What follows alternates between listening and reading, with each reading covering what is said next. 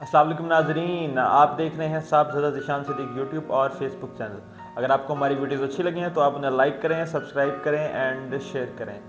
नाजरीन, बिलाल पाशा ज़िंदगी का आगाज़ एक मदरसा नुमा स्कूल से किया और एंड CSP ऑफिसर पे हुआ और उसके बाद ज़िंदगी की बाजी हार गया। आखिर क्या वजह है हमारे माशरे में कि हम जब एक चीज़ के पीछे लगते हैं तो इस नौयत और इस पैशन के साथ लग जाते हैं कि हम अपनी सेहत को भूल जाते हैं।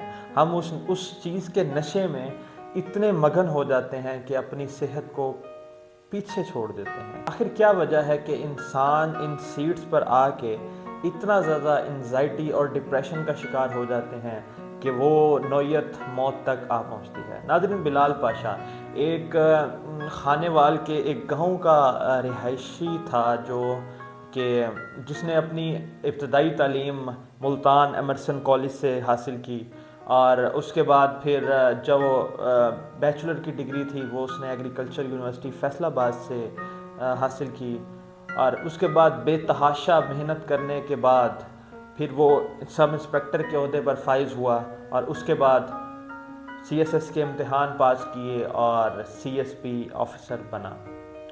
नाज़रीन, उसकी ज़िंदगी का आगाज़ ऐसे है कि उसके वालिद एक डेली वेजेस पर काम करते थे और उस पैसे से बड़ी मुश्किल से गुज़र बसर होता था।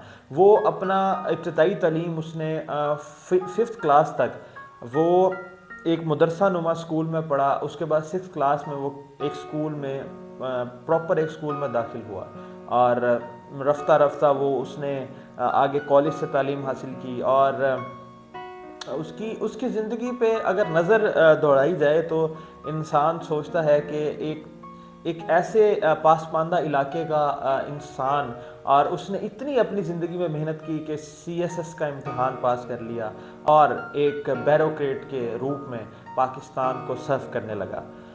लेकिन नाजरीन, बात फिर ये आती है कि हम क्यों इतना ज़्यादा किसी चीज़ को अपने ऊपर हैवी कर लेते हैं कि हम डिप्रेशन का शिकार हो जाते हैं और रफ्ता रफ्ता हम अपनी ज़िंदगी से हाथ धो बैठते हैं। अब इसकी मौत मर्डर है या सुसाइड है, ये अभी तक सामने नहीं आ सका कि ये असल हकीकत क्या है। लेकिन वहाँ के SHO जो उस इलाके के हैं जहाँ पे उसकी मौत वाक़या हुई है, उनका जो है उनके बज़ाहिर वो ये कह रहे हैं कि ये सुसाइड लग रहा है। लेकिन असल हकीकत क्या है वो इंक्वायरी के बाद ही सामने आएगी। तो सवाल ये पैदा होता है कि वो क्यों इस नौयत तक आ पहुँचे कि उन्होंने सुसाइड कर लिया। दूसरा, आप ये देखें कि उनकी ज़िंदगी एक ऐसी ज़िंदगी है कि उन्होंने इंसानियत के लिए पाकिस्तानियों के लिए बड़ा कुछ करना चाहा। उनका यूट्यूब चैनल भी था लाइन विद बिलाल पाशा के नाम से, जिसमें वो मोटिवेट करते थे किस तरह से पाकिस्तानी CSS के इम्तिहान को पास कर सकते हैं और वो इंसान की ज़िंदगियों को बड़ा ईज़ करते थे कि यार ईज़ी हो गया हर चीज़ को करें। उनका लास्ट पैगाम भी बड़ा था कि यार मैंने ज़िंदगी में हर चीज़ हासिल कर ली, मुझे सब कुछ मिल गया, मेरे पास मुलाजिम हैं, सब हैं, लेकिन एंड पर फिर भी जब मैं निकलता हूँ तो माँ की गोद बड़ी याद आती है कि माँ की गोद में सर रखा हो और माँ मेरे बालों पर हाथ फेरे। बड़े एक हम्बल और ख़ूबसूरत इंसान थे। ये देखें कि बनू में उनकी तैनाती थी, वहाँ की खुली कचहरी में वो आम लोगों के साथ बैठ जाया करते थे, नीचे बैठकर खाना खा लिया करते थे। बहुत हम्बल इंसान थे। एक इनकी बहुत कमाल सिफ्त ये थी कि वो अपने वालिद का और अपनी फैमिली का बैकग्राउंड ज़रूर बताते थे। वो कहते थे कि यार मैं इस फैमिली से बिलोंग करता हूँ और मुझे खुशी है कि मेरा वालिद एक मेहनत कश इंसान था। तो एक बड़ा वो दुनिया को बड़े सबक दे गए जाते जाते। और उनकी ज़िंदगी से 3 चीज़ें जो मैंने निकाली हैं कि हमें सीखनी चाहिए। सबसे बड़ी बात, अपनी कमज़ोरी को अपनी सक्सेस बनाएं।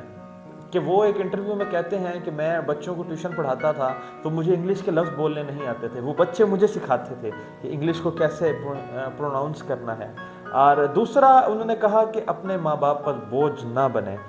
उन्होंने मेहनत की, अपनी बलबूते पर पढ़े और CSS का इम्तिहान पास किया। और तीसरा, उस्ताज़ा की इज़्ज़त। उन्होंने कहा कि उनकी ज़िंदगी ان کی زندگی سے ہمیں یہ سبق ملتا ہے کہ اساتذہ کی بے شمار بے پناہ عزت کریں۔